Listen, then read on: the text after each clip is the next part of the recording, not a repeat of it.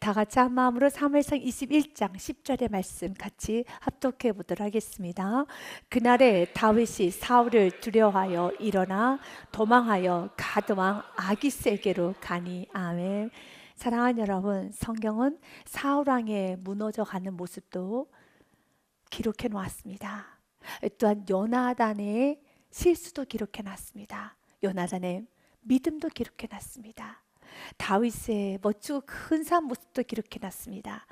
그러나 다윗이 무너져 있는 모습도 기록해 놓았습니다. 이 모든 하나님의 사람들의 모습을 통해서 주님은 우리가 깨어나기 원합니다. 우리 안에 있는 사울의 모습은 십자가에 못 박아야 되는 겁니다. 사울처럼 살면 안 되는 겁니다.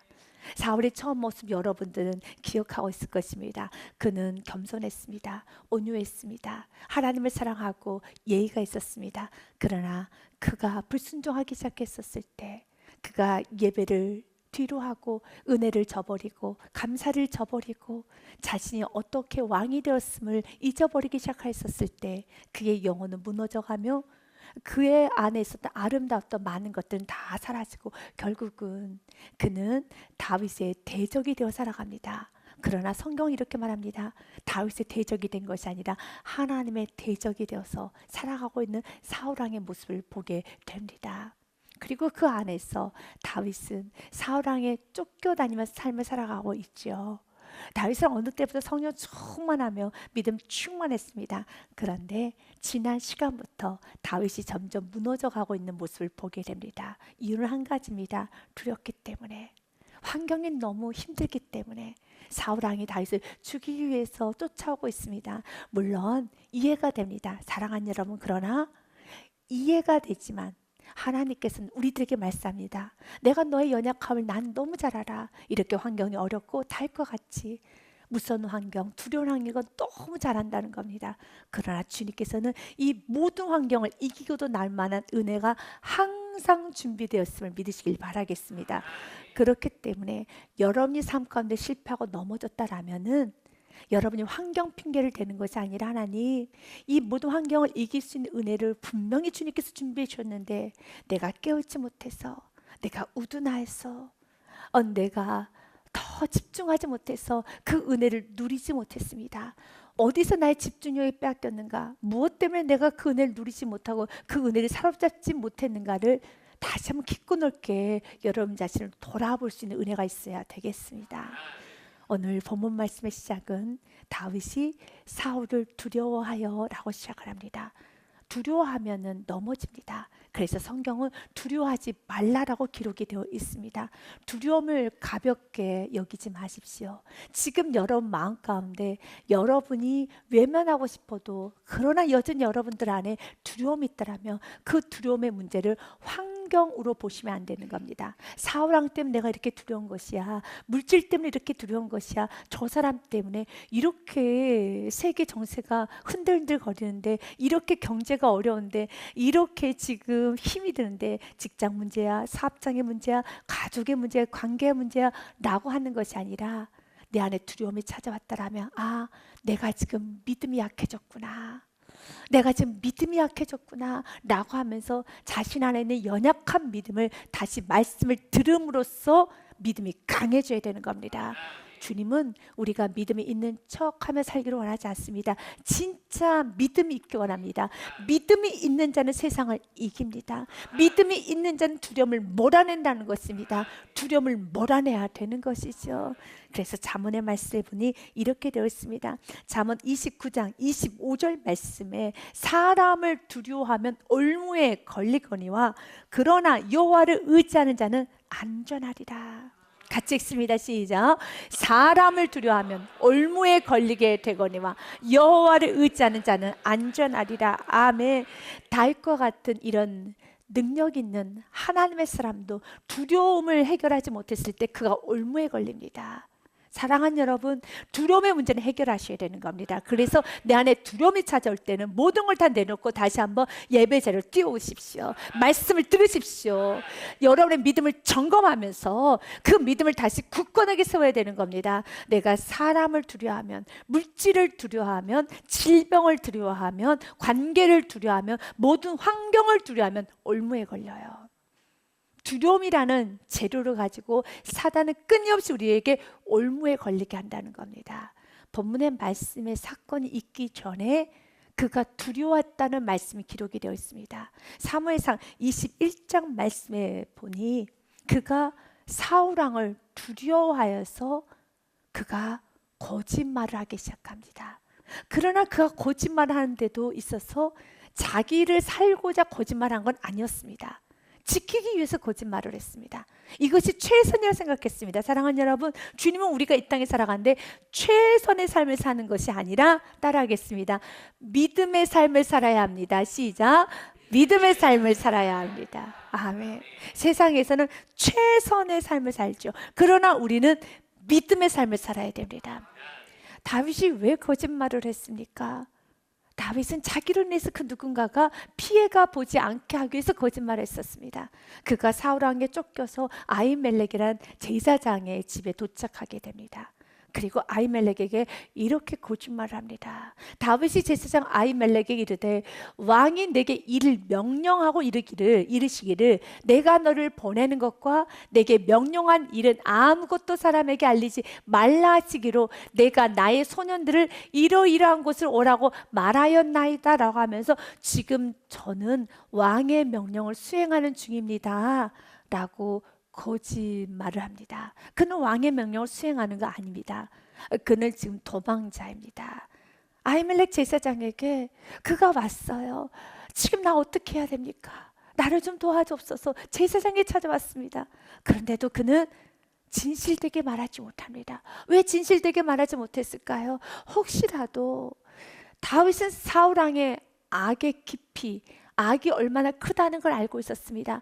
자기를 도왔다는 이유로 제사장에 혹시라도 해를 끼칠까 하여서 그에게는 해가 끼쳐지지 않도록 하기 위해서 차단한 것뿐입니다. 그러나 내가 지킬 수 있다고 지키는 것이 아니지요. 사무엘상 21장 8절 말씀에도 두 번째 거짓말을 아히멜렉에 또 한 번 합니다. 다윗이 아히멜렉에 이르되 여기 당신 수중에 창이나 칼이 없나이까?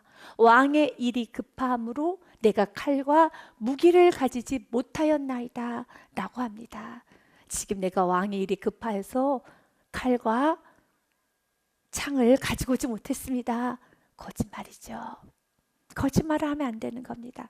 주님은 우리가 이 땅에서 누군가를 지키기 위해서, 때로는 하나님의 영광이란 이름 아래, 또한 나에게 주어진 사업장, 직장, 내게 주어진 모든 사명을 지키기 위해서 내가 믿음을 저버리는 것이 아니라 지키시는 분은 하나님이에요.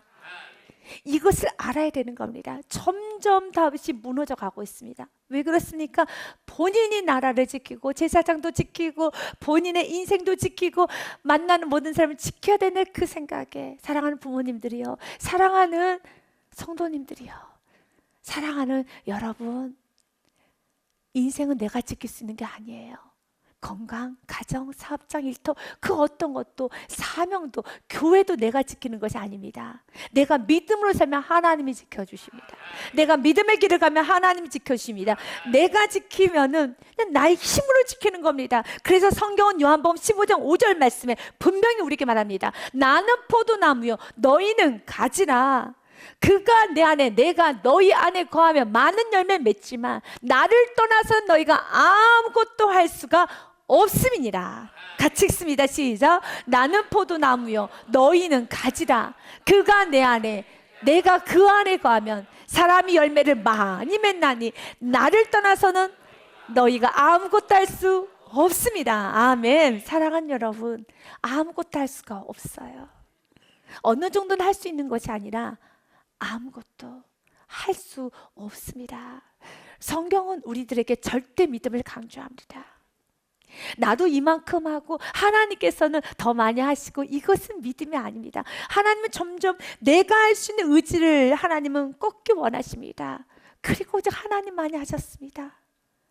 지금 다윗은 너무 힘들게 살아가고 있습니다. 그래서 점점 더 무너져 가고 있습니다. 그가 아비멜렉에게 거짓을 구합니다. 저는 지금 왕의 일이 급함으로 내 칼과 무기를 가지지 못하였나이다 라고 말합니다. 그때 아히멜렉이 대답합니다. 제사장이 이르되 내가 엘라 골짜기에서 죽인 블레셋 사람 골리앗의 칼이 보자기에 쌓여 예봇 뒤에 있으니. 여러분, 그 칼은 어떤 칼입니까? 믿음으로 싸워서 골리앗을 죽였던 칼이라는 겁니다. 그 칼을 그에게 보여주면서 내가 그것을 가지려거든 가지라. 여기는 그것밖에 다른 것이 없느니라. 다윗이 이르되 그 같은 것이 또 없나니 내게 주소서 하더라 합니다. 그러나 다윗은 그때 깨달았어야 되는 겁니다. 아, 맞아. 내가 어떻게 골리앗을 이겼지? 내가 어떻게 골리앗을 이겼지? 사랑하는 여러분, 주님께서는 여러분이 기억해내기 원합니다. 내가 어떻게 살아왔는가? 내가 어떨 때 그 영혼이 세워졌는가? 내가 어떻게 살아왔는가? 이걸 잊지 않아야 되는 겁니다. 어떤 면에서 다윗은 제사장이 말했던 바로 그 엘라 골짜기에서 죽인 블레셋 사람 골리앗의 칼이 보자기에 쌓여있다. 내가 그것을 가지고 가려거든 가지라 했을 때 그 칼을 보면서 은혜를 생각해내야 되는 겁니다. 사무엘상 17장 말씀, 골리앗을 죽였죠. 절대 다윗은 골리앗을 이길 수 없어요. 골리앗과 다윗이 싸우면 다윗이 패하게 됩니다. 어떻게 골리앗을 이길 수 있습니까? 골리앗은 장수요, 용사요. 그는 모든 걸 다 갖춰진 자입니다. 그러나 다윗은 어린 미소년입니다. 그리고 그의 손에는 돌멩이만 있습니다. 막대기를 가고 있습니다. 그러나 골리앗 손에는 칼과 창과 방패와, 그리고 그의 키는 여러분 거인이라고 되어 있습니다. 육중하다고 되어 있습니다. 그 용사들 용사에서 사울왕조차도 여러분 수많은 용사들이 벌벌 떨고 있었어요. 그 누구도 골리앗 앞에 나설 수가 없었습니다. 그러나 미소년이었던, 아무것도 갖춰주지 않는 애숭이 미소년, 그는 투구도 쓰지 않았어요. 방패도 없어요. 그 어떤 것도 없습니다. 자신을 보호할 수 있는 갑옷, 막을 수 있는 방패, 휘두를 수 있는 칼, 그 어떤 것도 없습니다. 그러나 다윗에게 누가 있었습니까? 만군의 여호와의 이름으로.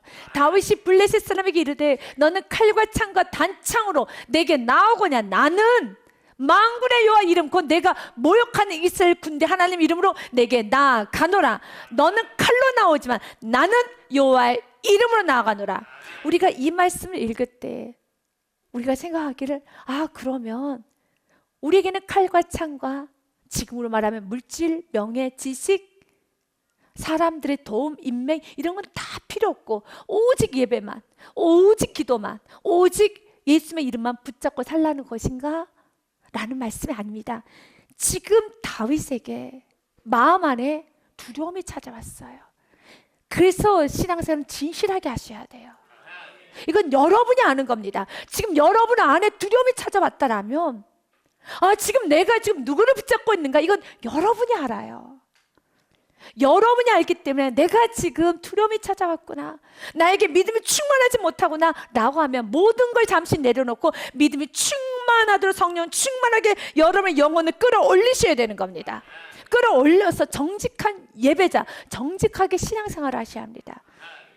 여러분 지금 다윗이 성령 충만한 상태라고 생각하십니까? 지금 믿음 충만합니까? 아니잖아요. 다윗이 지금 이제는 칼과 창도 없이 맨몸으로 사울에게 도망쳐 다니고 그가 어떤 것도 가지고 있으면 안 돼 라고 해석하면 안 되는 겁니다. 그에게 칼과 창, 모든 것이 다 주님은 누리기 원합니다. 그러나 지금 다윗은 믿음을 놔버렸어요. 하나님의 도우심보다는 자신이 이 모든 문제 상황을 해결하려고 하는 생각만 가득하였었습니다. 그러나 그가 믿음으로 나아갔었을 때, 전에 골리앗 앞에 섰었을 때는 이 싸움을 자신이 하려고 하는 것이 아니라 하나님을 철저히 의지하였기 때문에 가고 담대하게 선포했습니다. 너는 칼과 창, 그러나 나는 만군의 여호와 이름으로 나아가노라. 그렇게 선포했었을 때 그의 앞에 어떤 거인도 무너졌었지요. 그러나 사무엘상 21장 말씀처럼 그가 아히멜렉에게 피해를 주지 않기 위해서, 나로 인해서 누군가 피해를 주지 않기 위해서 나름 보호하고자 하는 책임 있는 행동이었을 수 있습니다. 그러나 다윗은 그 누구도 지키지 못했어요. 왜냐하면 결론으로는 22장 18절과 19절 말씀 보니 왕이 도에게 이르되 너는 돌아가서 제사장들을 죽이라 하며 에돔 사람도 도에게 돌아가서 제사장들을 쳐서 그날의 세마포 예부습인 자 85명을 죽였고 제사장들 성 노베 남녀와 아이들과 젖 먹는 자들의 소와 나귀와 양을 칼로 쳤더라 라고 되어 있습니다. 그리고 또한 다윗은 이 일로 인하여서 다윗은 자책하기 시작합니다. 나 때문에. 맞습니다. 사랑하는 여러분, 그는 지킨다고 노력을 했어요. 그러나 그 누구도 지키지 못했습니다. 하나님이 지켜주셔야 되는 겁니다. 어떤 면에서 다윗은 아히멜렉이 믿음으로 살 수 있는 기회조차도 그가 박탈한 겁니다. 그가 솔직히 말을 했었더라면 제사장인 아히멜렉은 그를 도왔을 수도 있고 돕지 않을 수도 있겠죠. 그러나 결론은 주님께 있는 것이고 그에게 믿음으로 살 수 있는 하나님의 나라 일을 도울 수 있는 기회조차도 박탈했다는 겁니다. 사랑하는 여러분, 우리의 두려움 때문에, 우리의 걱정 때문에, 우리의 앞섬 때문에 영원히 세워지고 하나님 앞에 나아가야 될 것을 나의 걱정 때문에 방해하지 않는 은혜가 있으시길 바라겠습니다. 때로는 부모님이 자녀를 너무 건강하지 않게 사랑함으로써 자녀를 대신해서 숙제를 해주고 자녀를 대신해서 여러분 모든 걸 다 해주면은 어떻습니까? 어리석다라고 하죠. 그것은 자녀를 사랑한다고 말할 수가 없죠. 자녀에게 할 수 있도록 내가 너무 불안하지만 때로는 너무 내 자녀가 불쌍해 보이지만 하루 종일 이런저런 힘든 일 했는데 이 정도는 내가 해줘 버려야지, 내가 청소해줘야지, 내가 해줘야지. 우리 자녀 공부 오늘 하루 종일 힘들게 했는데, 그러나 공부도 중요하지만 때로는 청소도 중요하고 때로는 가족 간의 유대관계도 중요하고 여러 가지 자신이 해야 되는 많은 일들이 있기 때문에 내가 다 해줄 수 있지만, 그러나 이 자녀가 내가 키우고 내가 모든 걸 할 수 있는 자녀가 아니라 하나님이 키우시고 하나님의 자녀라면 좀 더 나의 앞선과 나의 강함을 내려놔야 되는 은혜가 있어야 되겠죠. 오늘 그는 점점 더 영혼이 무너져가며 오늘 말씀 그대로 그가 가지 말아야 될 땅까지 갑니다. 그가 어디로 가는가? 가드왕 아기스에게로 갑니다. 가드는 블레셋 성읍의 5성읍 중에 한 성읍이 바로 가드라는 성읍입니다. 그 가드에서 왕으로서 지배하고 있는 아기스로 합니다. 그는 이스라엘 땅을 떠납니다. 뭐 때문에요? 두려워하여서.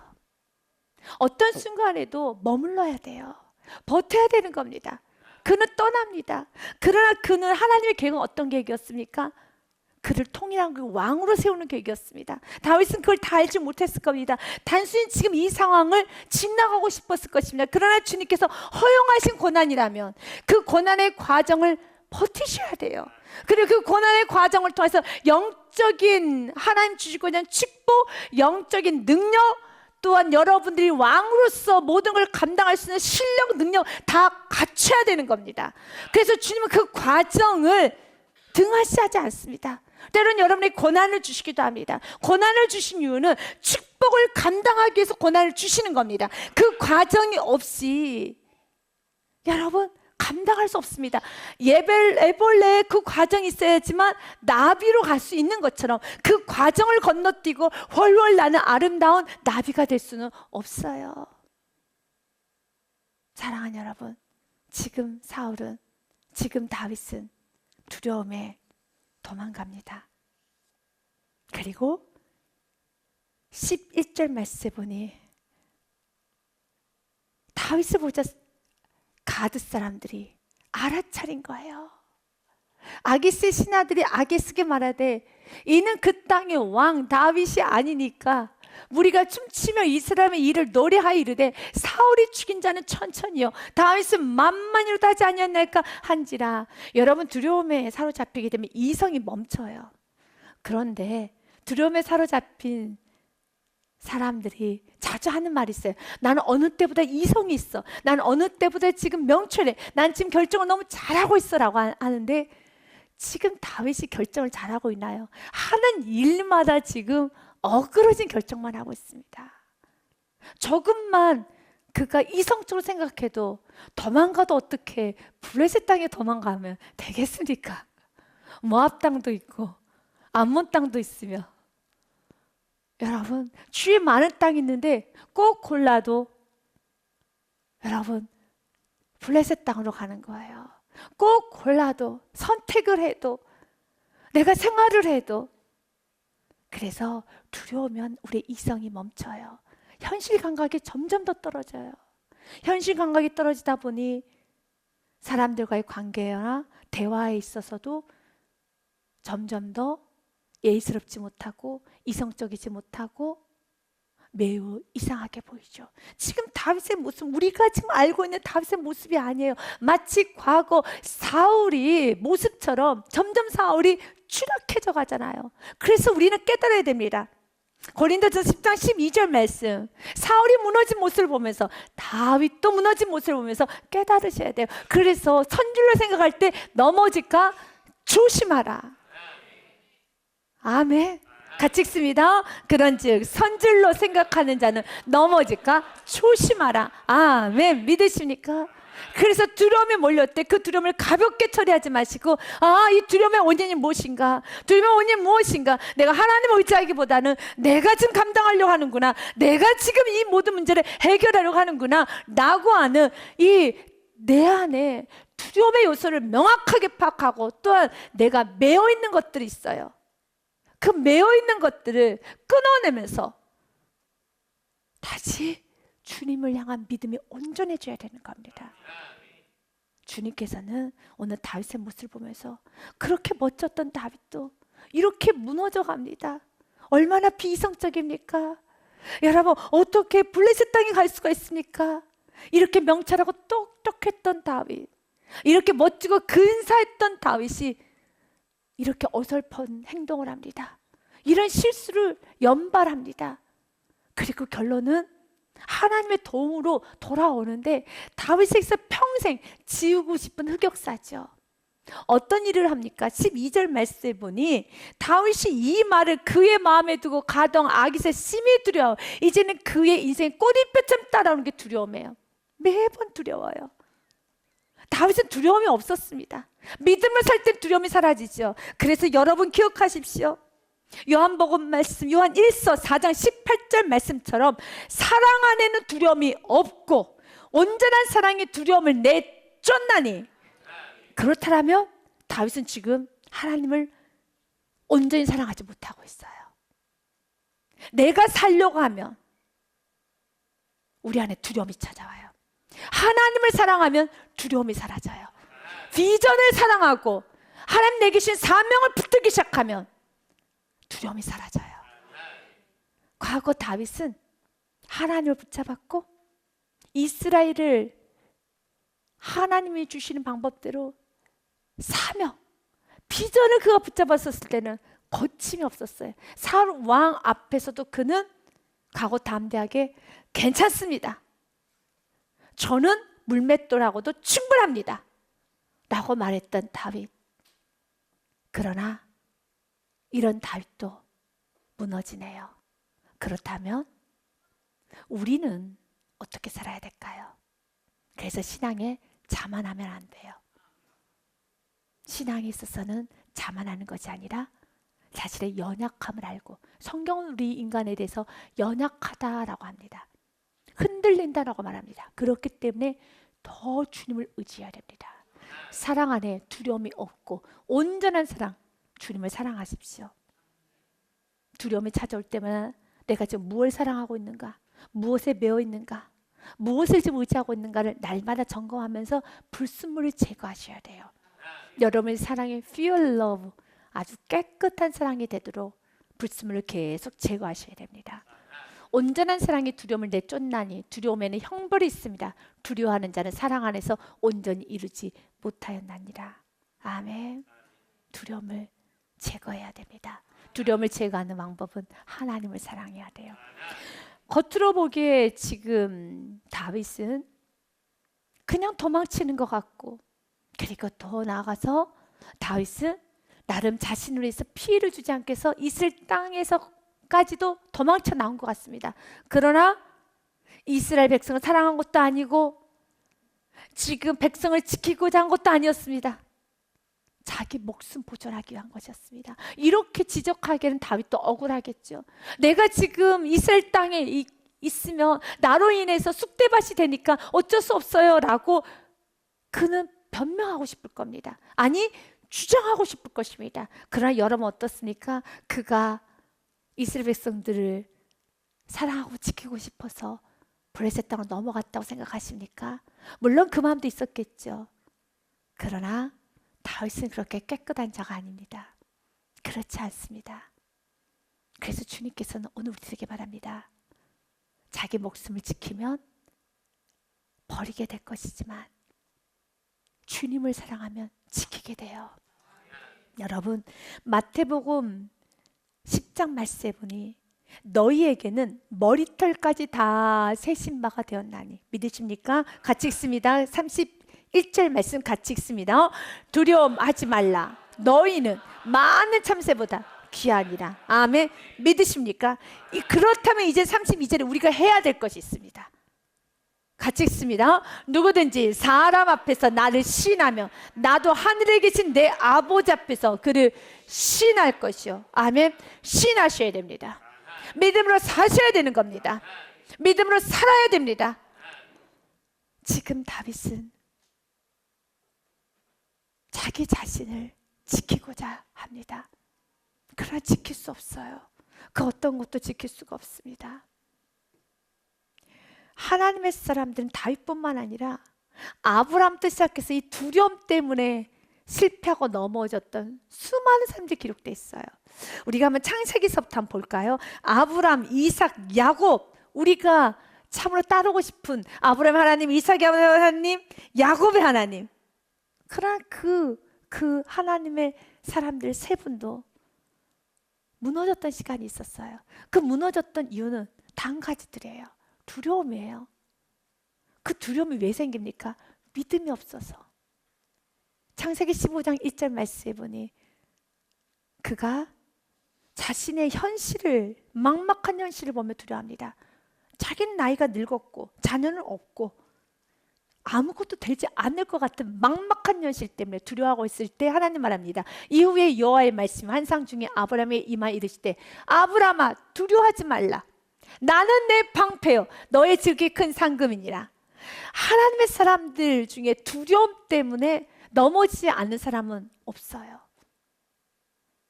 그래서 주님 오늘도 우리에게 말합니다. 두려워하면 넘어져요. 왜 두렵습니까?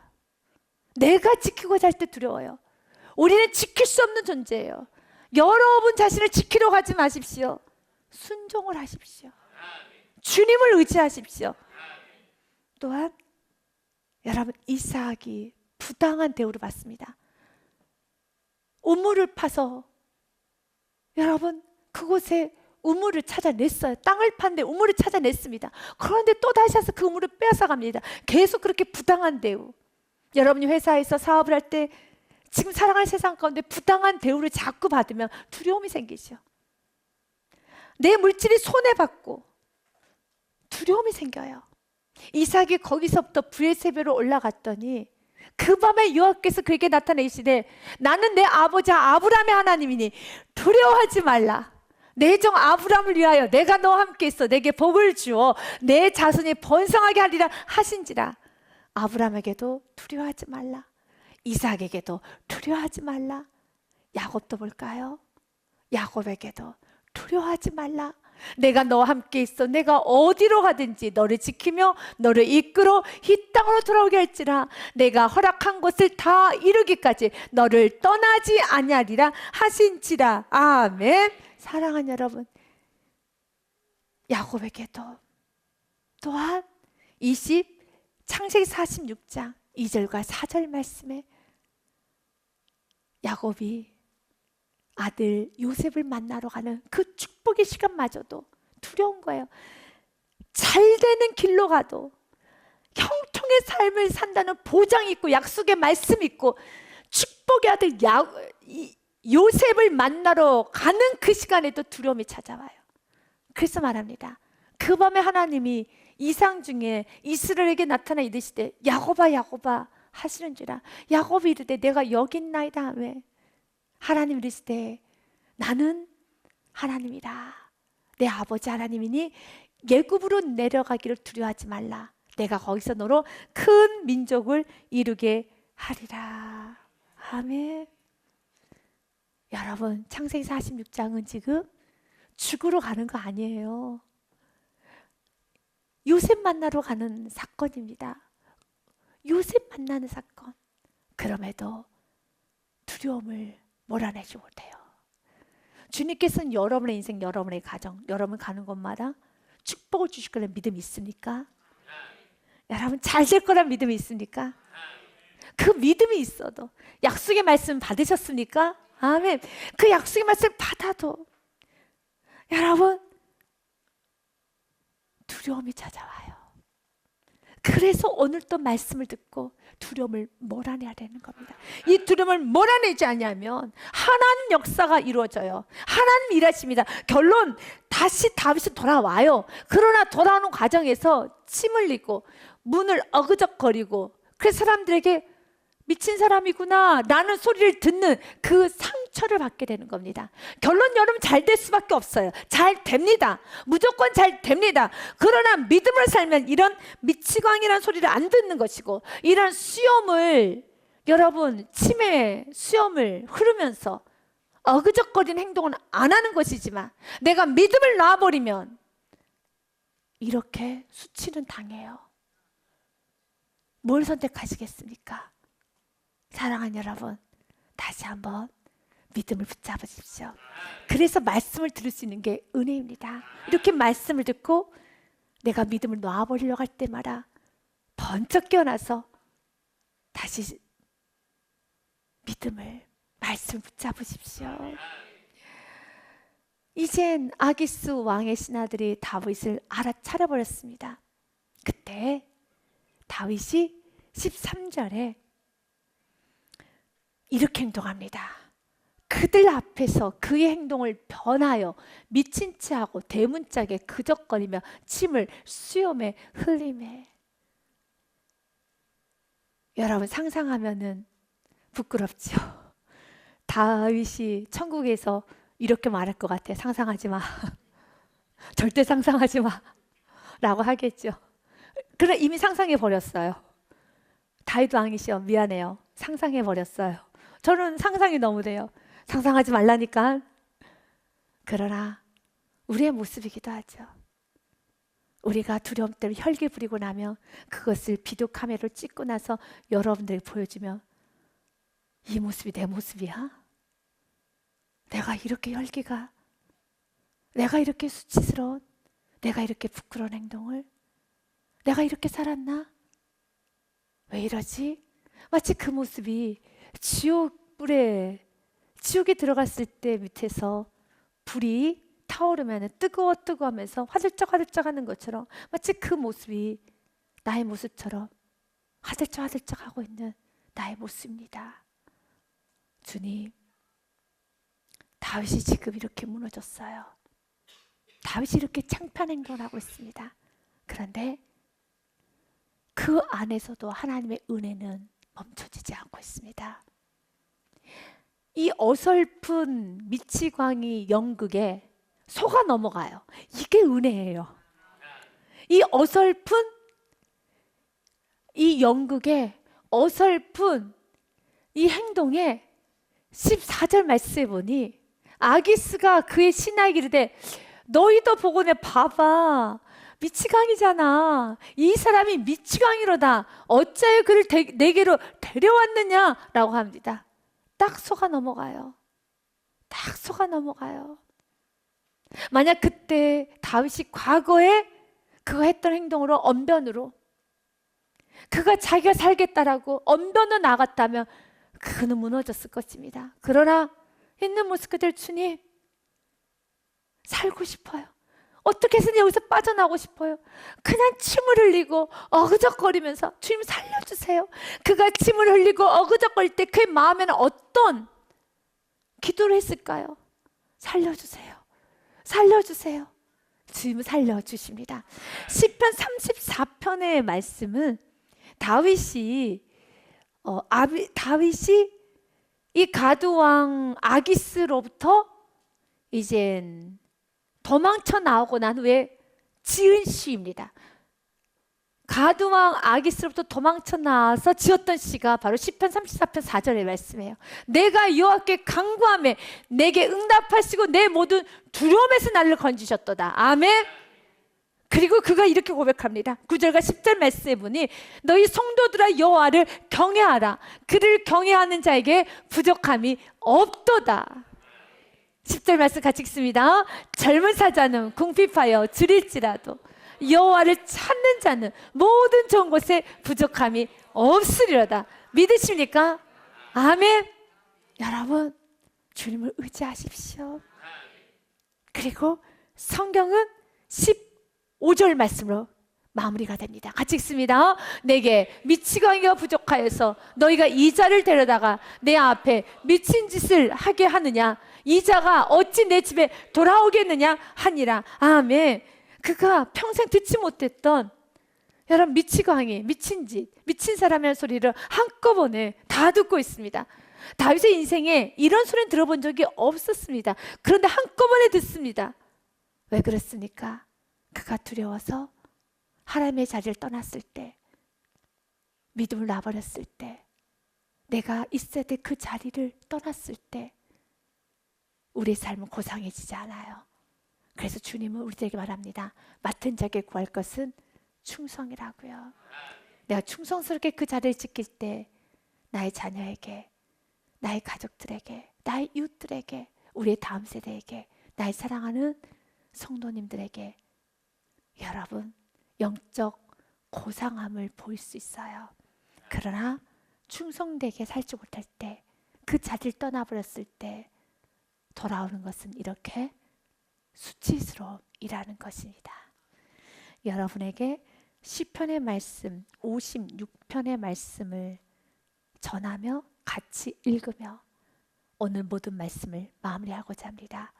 시편 56편 3절에 우리가 두려워할 때 어떻게 해야 되는지 명확히 답이 적혀져 있습니다. 같이 읽습니다. 시작. 내가 두려워하는 날에는 내가 주를 의지하리이다. 4절까지 같이 읽습니다. 내가 하나님을 의지하고 그 말씀을 찬송하올지라. 내가 하나님을 의지하였은즉 두려워하지 아니하리니 혈육을 가진 사람이 내게 어찌하리까. 아멘. 두려울 때는 점점 자기 생각에 또한 환경 속에 들어가는 것이 아니라 두렵기 때문에 그 모든 두려움을 여러분이 믿음으로, 의지로, 몸부림침으로 다 뒤로하고 하나님을 붙잡으세요. 말씀을 붙잡으세요. 그러면은 여러분 안에 여러분 묻고 있는 두려움은 다 사라지게 되고 이제야 여러분은 명철하게, 총명하게, 지혜롭게 모든 상황을 잘 분별해서 일사천리하게 일을 잘 해결하실 줄 믿으시길 바라겠습니다. 언제나 두려움으로 일하는 것이 아니라 믿음으로 인생을 살아가는 축복이 있으시길 주님 이름으로 축복드립니다.